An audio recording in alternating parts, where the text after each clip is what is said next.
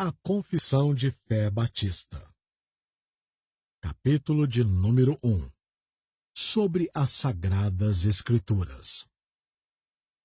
Parágrafo de número 1.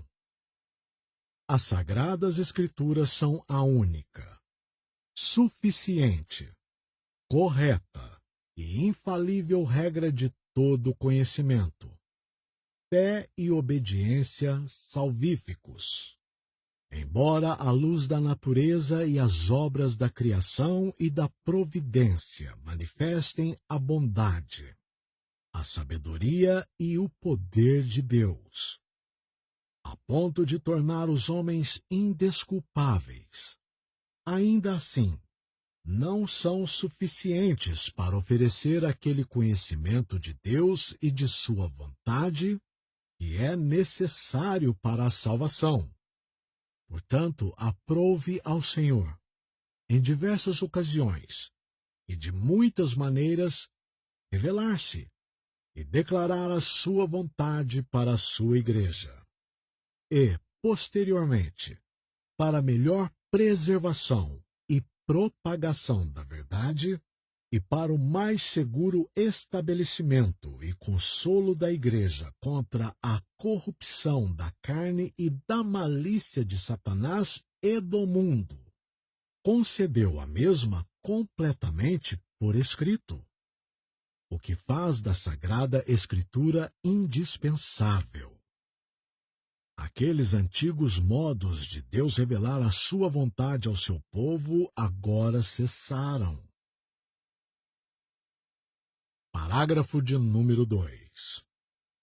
Sob o nome de Sagradas Escrituras, ou Palavra de Deus escrita, incluem-se agora todos os livros do Antigo e do Novo Testamento, que são estes.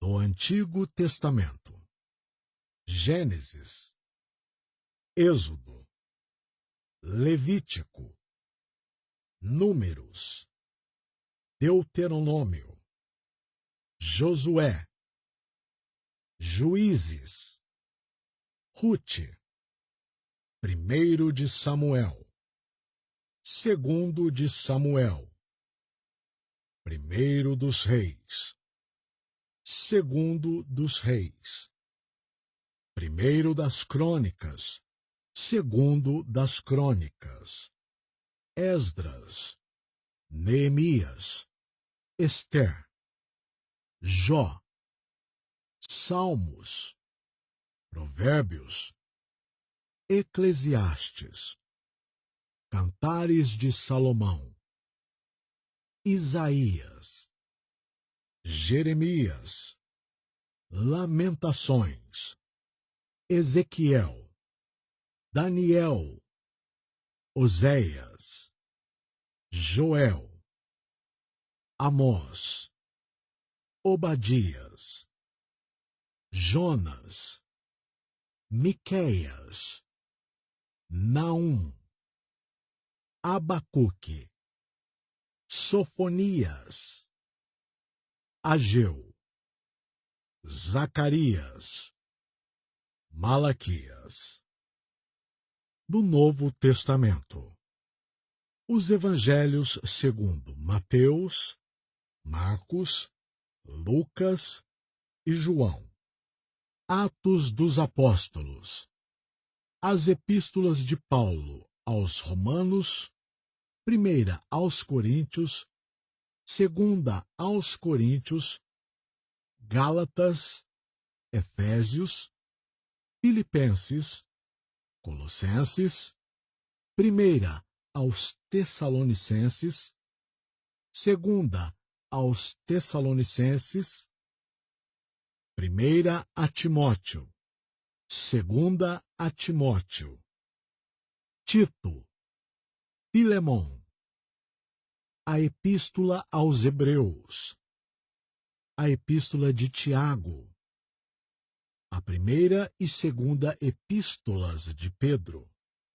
a 1ª, 2ª e 3ª Epístolas de João, a Epístola de Judas, Apocalipse. todos os quais são dados por inspiração de Deus, para ser a regra de fé e vida. Parágrafo de número 3.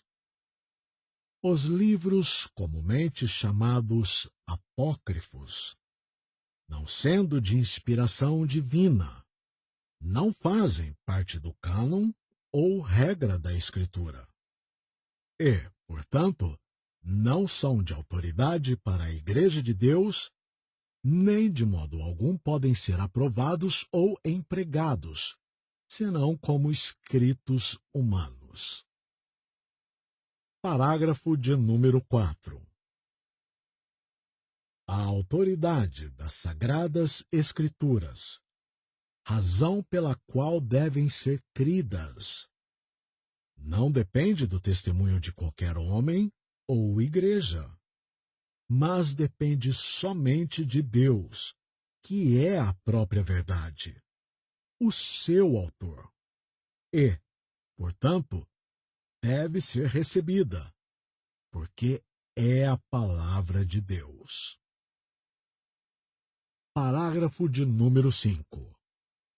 Nós podemos ser movidos e compelidos pelo testemunho da Igreja de Deus a um alto e reverente apreço pelas Sagradas Escrituras, e a sublimidade do assunto, a eficácia da sua doutrina, a majestade do estilo, a concordância de todas as partes, o escopo do seu todo, que é dar toda a glória a Deus, a plena revelação que faz do único caminho da salvação do homem, as suas muitas outras excelências incomparáveis e sua completa perfeição.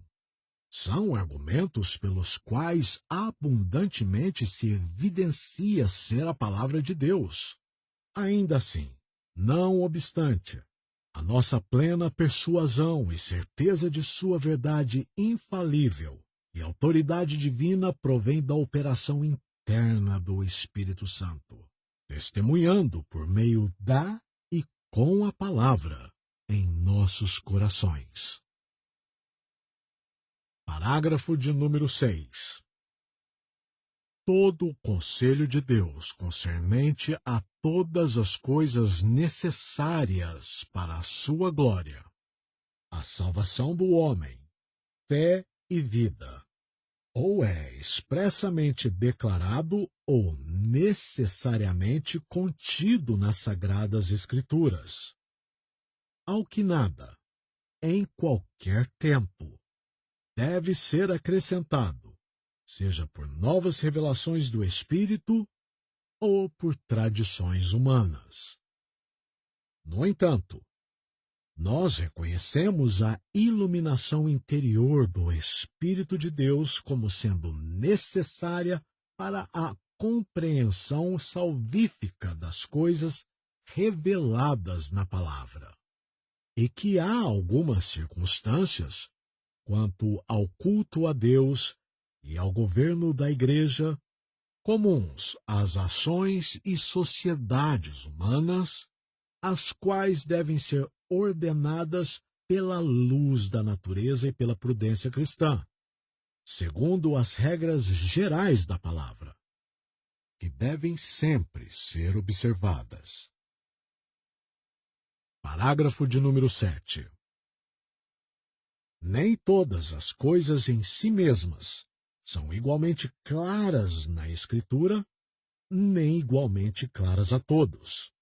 Ainda assim, aquelas coisas que necessitam ser conhecidas, cridas e observadas para a salvação são tão claramente propostas e desveladas em algum ou outro lugar da Escritura, de forma que não apenas os doutos, mas os indoutos, no devido uso dos meios ordinários, podem alcançar uma suficiente compreensão delas.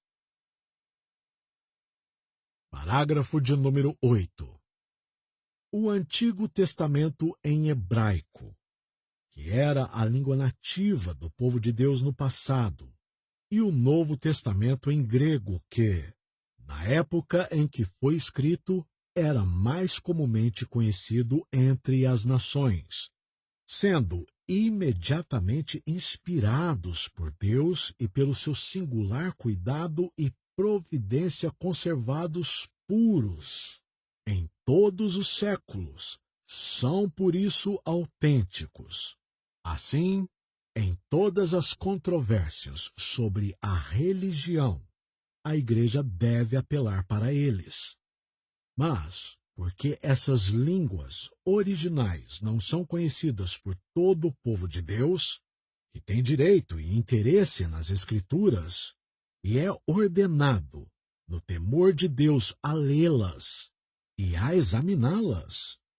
Portanto, elas devem ser traduzidas para a língua comum de cada povo aonde chegar, para que a palavra de Deus, habitando abundantemente em todos, eles possam adorá-lo de uma maneira aceitável e, pela paciência e consolação das Escrituras, possam ter esperança. Parágrafo de número 9. A regra infalível de interpretação da Escritura é a própria Escritura.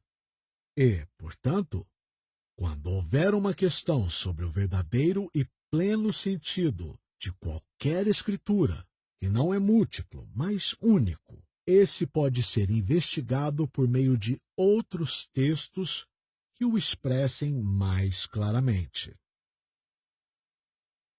Parágrafo de número 10. O juiz supremo, pelo qual todas as controvérsias da religião devem ser determinadas, e todos os decretos de concílios, opiniões de escritores antigos, doutrinas de homens e espíritos particulares devem ser examinados, e em cuja sentença devemos nos firmar, não pode ser outro senão as sagradas Escrituras anunciadas pelo Espírito. No que a Escritura assim anuncia, nossa fé é finalmente decidida.